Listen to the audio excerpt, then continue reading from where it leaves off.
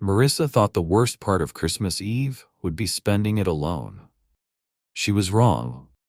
The worst part was sitting across from a man who looked at her like she was a mistake he couldn't wait to correct. A man who used one word to dismiss everything she was. Different. But what happened next, in that upscale bistro in Brooksville, New Jersey, wasn't just about rejection. It was about a little girl who appeared in a bathroom doorway with tears in her eyes and truth on her lips. It was about a mysterious man who seemed to know things about Marissa that even she didn't fully understand. And it was about a Christmas Eve that would unravel secrets buried so deep they'd been hidden for 30 years. Because when Marissa walked out into that snow-covered street, when her phone buzzed with the message that confirmed her worst fears, she had no idea that the man standing behind her in the shadows wasn't just a stranger. He was connected to her in ways that would shatter everything she thought she knew about her past, her identity, and why she'd always felt like she didn't belong. This isn't just a story about being different. It's a story about discovering why. And the truth? It starts with a lie told 3 decades ago. Before we get into what Marissa discovered that Christmas Eve, and trust me, you'll want to hear every moment of this, drop a comment right now telling me where you're watching from and what time it is in your part of the world. Are you cozied up at home? On a late-night scroll? Let me know.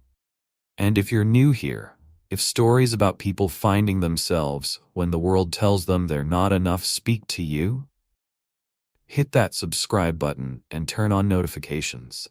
Because this community, we understand what it means to feel different. And we celebrate it. Now let's go back to where it all began. Christmas Eve. Brooksville, New Jersey. And a woman who had no idea her entire life was about to change. The bistro was everything Marissa had expected it to be. Too expensive, too perfect, too much of everything she wasn't. Crystal chandeliers hung from exposed brick ceilings. The tables were draped in white linen that looked like it had never known a stain. Couples leaned in close, their laughter bubbling over wine glasses and candlelight. Outside, snow fell in that gentle, movie-perfect way that made everything look softer than it actually was. Marissa sat at table 12, her hands folded in her lap, trying not to fidget, trying not to feel like everyone in the restaurant could see exactly what she was. A 30-year-old woman who'd agreed to a blind date on Christmas Eve because the thought of spending another holiday alone felt heavier than usual this year. Her best friend Kara had insisted. "He's perfect for you, Mar, I swear. He's intelligent, successful, loves to read." Marissa had stopped her there. "Does he know about me?" "Of course he knows about you. I told him you're a freelance writer, that you're thoughtful and introspective." "Did you tell him I'm different?" The pause on the other end of the line had said everything. Now sitting in this too-perfect restaurant, watching Brad, her date, scroll through his phone without even pretending to hide it, Marissa understood exactly what that pause had meant. Brad finally looked up, his eyes skating over her like she was part of the furniture. No warmth. No curiosity. Just a quick assessment that ended with visible disappointment. "So," he said, his voice flat. "Marissa, right?"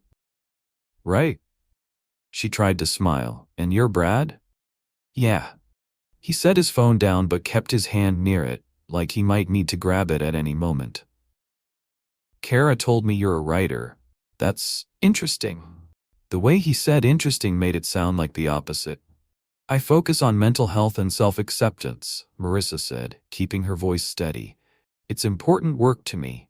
Brad's laugh was short, almost sharp.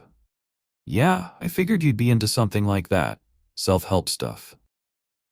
He leaned back in his chair, his eyes narrowing slightly. "It's kind of different." There it was, that word. Different. Marissa had heard it her entire life, from teachers who didn't know what to do with a child who preferred books to playground games. From classmates who couldn't understand why she didn't want to go to parties. From boyfriends who'd eventually decided that quiet and thoughtful wasn't exciting enough. But hearing it now, on Christmas Eve, in a restaurant full of people who seemed to fit so easily into the world, it hit differently.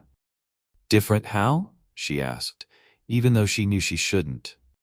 Even though she knew the answer would hurt. Brad shrugged. I don't know, I guess I expected someone more normal, like it's Christmas Eve. People should be in the holiday spirit, you know, enjoying themselves. But you seem kind of intense. Intense, different, not normal. The words stacked on top of each other, building a wall between them that Marissa knew she'd never be able to climb. She excused herself before the tears could come, before he could see exactly how much his words had landed. The bathroom was at the back of the restaurant, past the kitchen, and through a narrow hallway that smelled like rosemary and roasted garlic. Marissa locked herself in a stall and let the tears fall. Silent, hot, angry. Why had she agreed to this? Why had she let Kara convince her that this time would be different? Why did she keep hoping that someone, somewhere, would look at her and see something worth staying for? She wiped her eyes with the back of her hand, took a shaky breath, and stepped out to the mirror. Her reflection stared back, mascara smudged, eyes red, the same face she'd been trying to make acceptable for 30 years. That's when she heard it. A soft knock on the bathroom door. Are you okay in there? A child's voice. Young, gentle, concerned. Marissa opened the door. Standing in the hallway was a little girl, maybe 10 years old, with dark hair pulled into a messy ponytail and eyes that seemed far too old for her face. She wore a sweater that had seen better days, the elbows worn thin, and boots that were scuffed and fraying at the seams. She didn't belong in this restaurant any more than Marissa did. I'm fine, Marissa said automatically, her voice still thick with tears. The girl didn't move. Instead, she tilted her head slightly, studying Marissa with an intensity that made her uncomfortable. You don't look fine. You look like you've been hurt. Marissa blinked. What do you mean? The girl took a step closer, her voice dropping to almost a whisper. You're different, right? Marissa's breath caught. What? So am I, the girl said simply. People don't like different. They don't understand it. But that doesn't mean we're wrong. It just means they're scared. Before Marissa could respond, a man's voice echoed down the hallway. Emily, where did you run off to? The man appeared a moment later. Tall, in his late 30s, with tired eyes and the kind of face that suggested he'd been through more than he'd ever talk about. He stopped when he saw Marissa, his expression shifting from worry to something else. Recognition? Concern? She couldn't place it. I'm sorry, he said, reaching for the girl's hand. She has a habit of wandering. It's okay, Marissa said softly. The girl, Emily, smiled at her, a sad, knowing smile that felt like it carried weight. Marissa didn't understand. Don't worry, Emily whispered. You'll find the right person. People don't always see what they should. Then she was gone, pulled gently down the hallway by her father, leaving Marissa standing alone with those words echoing in her head. You'll find the right person. Have you ever had a moment where a stranger said exactly what you needed to hear? Where someone you'd never met saw something in you that you couldn't see in yourself? Drop a comment and tell me about it. Because sometimes the people who change us aren't the ones we expect. Marissa walked back to her table, her mind still spinning from the encounter with Emily. But when she got there, Brad was gone. Not just gone from the table, gone from the restaurant entirely. In his place sat a note, scrawled on a napkin in handwriting that looked rushed. Almost angry. Sorry, this isn't going to work. You're too different for me. Merry Christmas. Marissa stared at the words until they blurred. Too different. There it was again. The verdict she'd been hearing her entire life, now written in blue ink on a cheap paper napkin. She grabbed her coat, her hands shaking, and headed for the door. She needed air.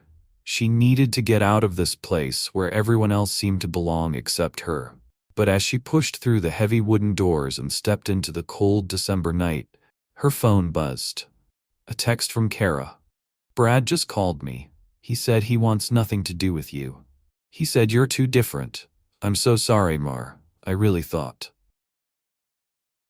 Marissa didn't finish reading. She shoved her phone into her pocket and started walking, her breath coming out in white clouds, tears freezing on her cheeks before she could wipe them away. The streets of Brooksville were empty. Most people were inside, warm and safe with their families. The Christmas lights that had looked so charming earlier now felt like they were mocking her. "Look at all this joy you don't get to have. Look at all this belonging you'll never find." She didn't know where she was going. She just knew she needed to move. To walk until the numbness set in and she could stop feeling so much.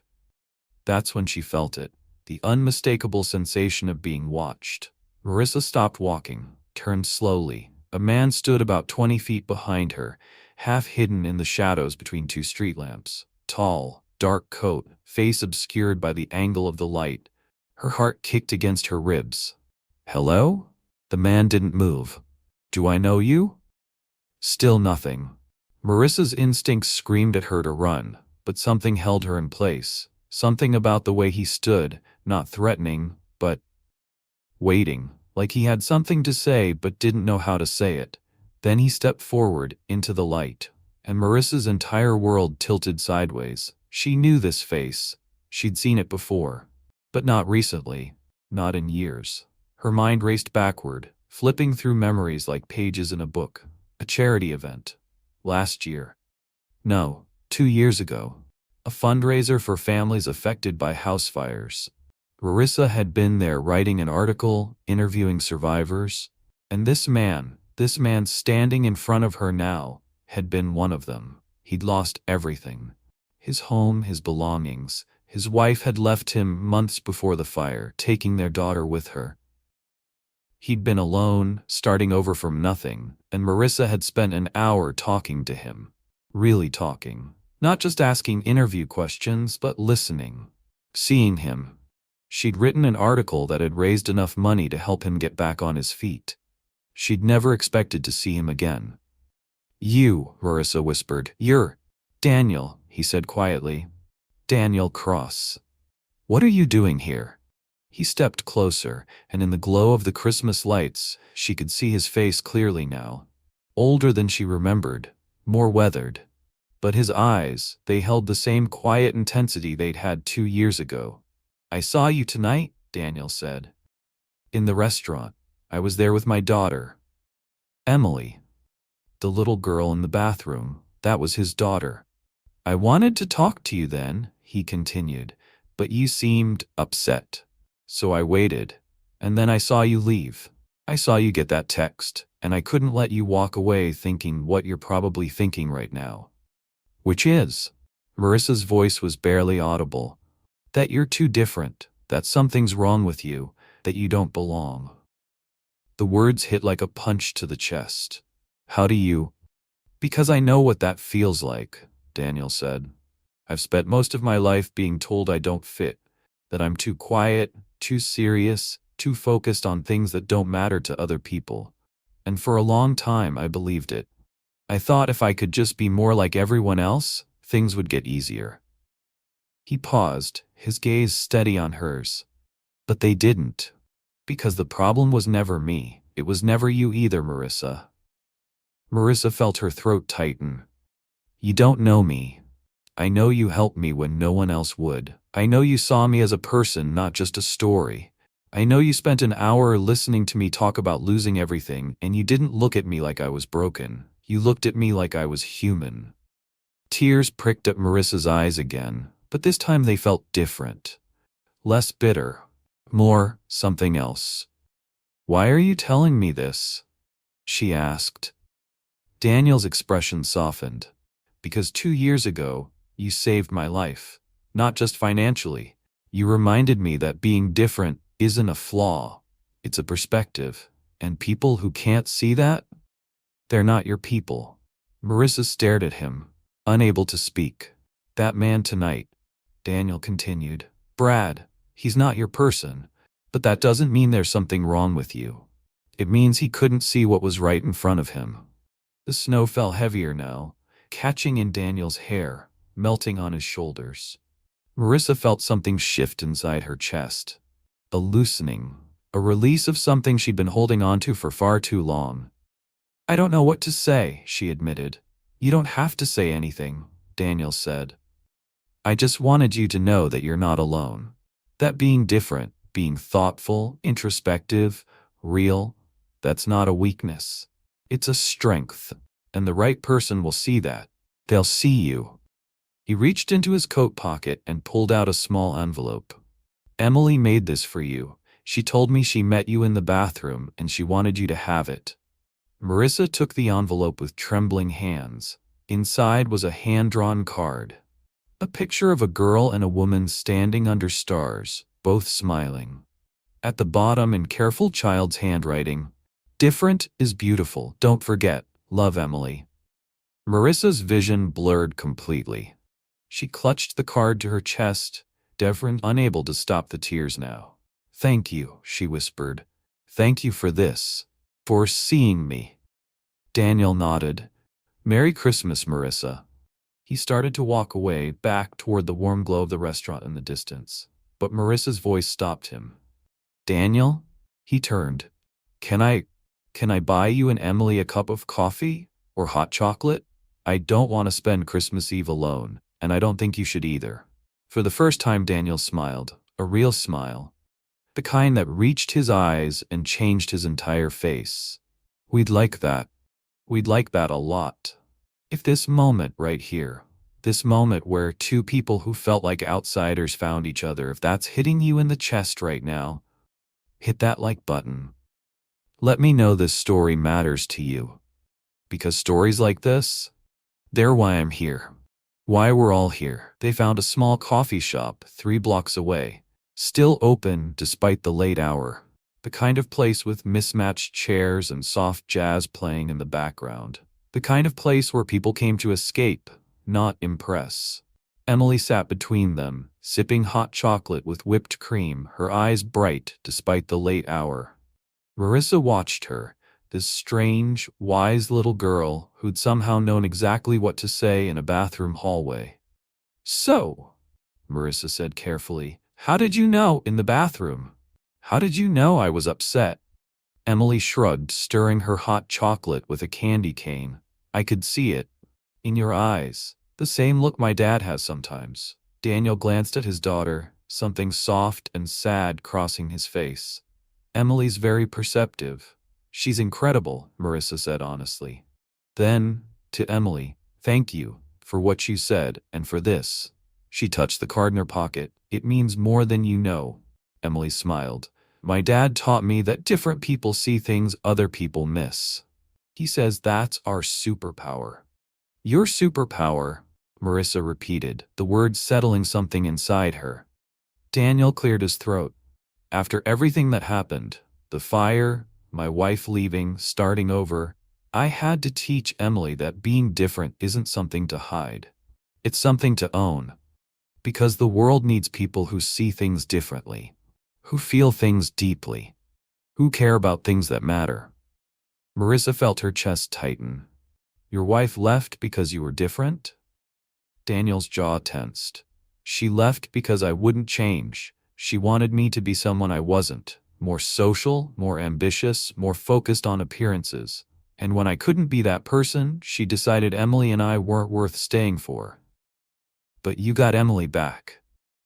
Eventually. It took a year of fighting, but yes, she realized single motherhood wasn't the Instagram perfect life she thought it would be, so she gave me full custody and moved to California. We haven't heard from her since. The pain in his voice was evident, but so was the strength. He'd survived. He'd kept going. For Emily, for himself. I'm sorry, Marissa said softly. Don't be. We're better off, both of us. He looked at his daughter with so much love it made Marissa's heart ache. Being different brought us closer. It taught us that the people who matter don't need us to be perfect. They just need us to be real. Marissa nodded, unable to speak past the lump in her throat. They talked for hours, about books and movies and the quiet, thoughtful things that most people didn't have patience for. About feeling like outsiders in a world that rewarded loudness and confidence over depth and introspection. About Christmas Eve spent alone, wondering if this was just how life would always be. And somewhere in those hours, something shifted. The loneliness that had been Marissa's constant companion for 30 years began to feel lighter. Not gone, but manageable. Because she wasn't alone anymore. Not tonight. When the coffee shop finally closed, they walked together through the snow-covered streets. Emily held both their hands, swinging between them like a bridge. "Can we do this again?" Emily asked suddenly. "Can Marissa come over for dinner sometime?" Marissa's heart stuttered. She looked at Daniel, expecting hesitation. Instead, she found hope. "I'd like that," he said quietly. "If you would." "I would," Marissa whispered. "I really would." They stopped outside Marissa's apartment building. The Christmas lights from the neighboring buildings cast a warm glow over the snow.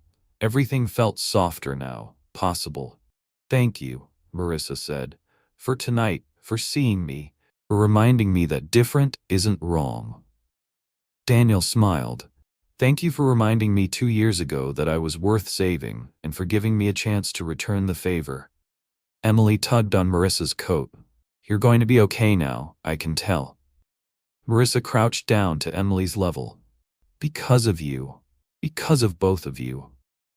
She hugged the little girl, feeling Emily's small arms wrap around her neck, holding on tight. Then she stood, and Daniel was there, close enough that she could see the snowflakes catching in his eyelashes. "Merry Christmas, Marissa," he said softly. "Merry Christmas, Daniel." They didn't kiss. They didn't make grand declarations. They just stood there in the snow. Two people who'd spent their lives feeling too different, finally understanding that maybe different was exactly what they were meant to be.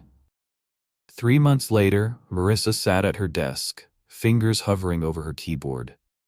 She was writing again, not about mental health or self-acceptance this time. She was writing about Christmas Eve. About a little girl who appeared in a bathroom doorway. About a man who reminded her that being different wasn't a flaw. About finding belonging in the last place she expected. Her phone buzzed. A text from Daniel. "Dinner at 6? Emily wants to show you her science project. Fair warning, it involves a volcano." Marissa smiled, warmth spreading through her chest. She'd been having dinner with them twice a week for the past 3 months. Sometimes at Daniel's small apartment across town. Sometimes at hers. Always filled with conversation that mattered, laughter that felt real, and a sense of family she'd never had before. Emily had started calling her Miss Marissa, with such affection that it made her eyes sting every time. Daniel had started looking at her like she was something precious, something worth keeping. And Marissa? She'd started believing it. The article she'd written about that Christmas Eve, about rejection and redemption, about finding connection in unexpected places, had gone viral.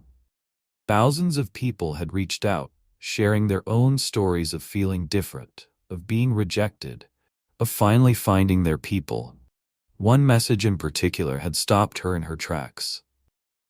"I'm 52 years old, and I've spent my entire life thinking something was wrong with me because I didn't fit in. Your story made me realize that maybe I've just been looking for belonging in the wrong places. Thank you for writing this. Thank you for being brave enough to be different." Marissa had cried when she read it. Because that's what it all came down to, wasn't it? Being brave enough to be yourself, even when the world told you that wasn't enough. That evening, she showed up at Daniel's apartment with flowers and a bottle of sparkling cider. Emily answered the door, her face covered in what appeared to be paint. "We're making art," she announced. "Dad said we should make something beautiful before dinner." "He's right," Marissa said, stepping inside. The apartment was small but warm, filled with books and Emily's drawings and the kind of comfortable chaos that came from people actually living, not just existing. Daniel appeared from the kitchen, flour dusting his shirt, a sheepish smile on his face. Fair warning, I'm attempting homemade pizza. It may or may not be edible. I'm sure it'll be perfect, Marissa said. It won't be, Daniel laughed. But it'll be ours. Ours. The word settled around Marissa like a blanket. They made pizza together, Emily insisting on adding way too much cheese, Daniel burning the edges slightly, Marissa laughing until her sides hurt. They ate on the floor, picnic style, because Emily declared it was more fun that way. And later, after Emily had fallen asleep on the couch, her science project notes scattered around her, Daniel and Marissa sat on his tiny balcony, watching the city lights twinkle in the distance. I never thought I'd have this, Marissa said quietly, this feeling of belonging. Daniel reached for her hand, his fingers warm against hers. Me neither. I thought Emily and I would just be us, that we'd make our own little world, and that would be enough. And now? He looked at her, his eyes soft. Now I think maybe our world is big enough for three. Marissa's breath caught. Daniel? I'm not asking you to move in or make any big decisions, he said quickly. I'm just saying, you fit here, with us, and if you want to keep fitting here, we really like that. Marissa felt tears prick her eyes, but this time they were the good kind, the kind that came from finally being seen. Being chosen, being enough. I'd really like that too, she whispered. Daniel smiled, squeezed her hand, and they sat there in comfortable silence, watching the world go by, knowing that whatever came next, they wouldn't face it alone. Marissa learned something that Christmas Eve that she'd never forget. Being different isn't a curse, it's a filter. It filters out the people who can't see your value, the ones who want you to shrink and dim and apologize for taking up space. It filters out the relationships that would have drained you, the connections that would have asked you to be someone you're not. And yes, that filtering process is painful. It feels like rejection after rejection after rejection. It feels like you're the problem, like you need to change to fix yourself to become more palatable. But you don't, because on the other side of all that filtering, you find your people. The ones who see you're different as beautiful. The ones who value depth over superficiality, authenticity over performance, real connection over easy compatibility. You find the Daniels and Emilys of the world, the ones who've been filtered too, the ones who understand that different doesn't mean defective, it means deliberate. Marissa had spent 30 years believing she was too much and not enough all at once. Too intense, too thoughtful, too different. But she wasn't too anything. She was exactly right. She'd just been looking for belonging in places that weren't built for people like her. And once she found her place, once she found her people, everything else fell into line. Different became her superpower, her gift, her truth, and she wouldn't change it for anything. If Marissa's story reminded you that being different is actually your greatest strength, that the right people will see you, celebrate you, and choose you, then this community is for you. We share stories like this every single week. Stories about people who've been told they're too much or not enough. Stories about finding belonging when you felt like an outsider your entire life. Stories about love, resilience, and the courage it takes to stay exactly who you are. Hit that subscribe button. Join us. Be part of this family of beautifully different people who understand that fitting in is overrated. What matters is finding your people. And you found them here. Drop a comment and tell me, what makes you different? What's the thing you've been told to hide, to change, to apologize for? Share it. Own it. Let us celebrate it with you. Thank you for being here. Thank you for listening. Thank you for being exactly who you are. I'll see you in the next story. Oh, and one more thing. 6 months after that Christmas Eve, Daniel proposed to Marissa, not with a grand gesture or a fancy restaurant, He proposed on their floor picnic night, with Emily asleep on the couch and pizza boxes scattered around them. He said, "I want to build a life with someone who makes being different feel like coming home, and that's you." Marissa said yes.